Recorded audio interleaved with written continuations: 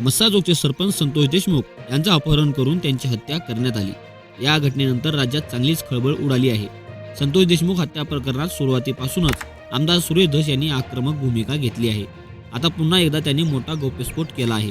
आज पुण्यात संतोष देशमुख यांच्या हत्येचा निषेध करण्यासाठी आक्रोश मोर्चा काढण्यात आला होता। त्यावेळी ती बोलत होते।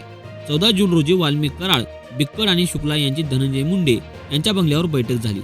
जोशी नावाचे जे मुंडे यांचे पीए आहेत त्यांच्या मार्फत कंपनीशी संधान साधण्याचा प्रयत्न झाला। वाल्मिक कराड यांनी बिक्कड यांना सांगून दुसऱ्या कंपनीचं काम बंद पाडलं। 19 जून रोजी सातपुडा या बंगल्यावर बैठक झाली। 3 कोटी रुपयाची मागणी झाली। नंतर कंपनी 2 कोटी रुपयांना राजी झाली। ओम साई राम या कंपनीच्या नावावर सिक्युरिटी देण्यात आली। नितीन बिक्कड याला उचललं तर बऱ्याच गोष्टी बाहेर येतील असं सुरेश धस यांनी म्हटलं आहे। पुढे बोलताना ते म्हणाले की संतोष देशमुख यांचा मर्डर केला गेला।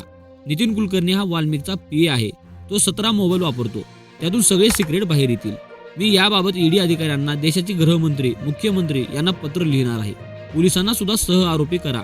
जे वाल्मिकचे बॉडीगार्ड आहेत त्यांना सुद्धा आरोपी करा अशी मागणी यावेळी सुरेश धस यांनी केली आहे। दरम्यान दुसरीकडे बीडचे खासदार बजरंग सोनवणे यांनी देखील यावेळी बोलताना जोरदार हल्लाबोल केला आहे। 9 तारखेला अपहरण करून संतोष देशमुख यांची हत्या करण्यात आली। हा मोर्चा कुठल्याही पक्षाचा जातीचा नाही।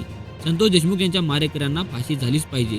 जोपर्यंत फाशी होत नाही तोपर्यंत मोर्चा सुरूच राहणार असा इशारा बजरंग सोनवणे यांनी दिला आहे।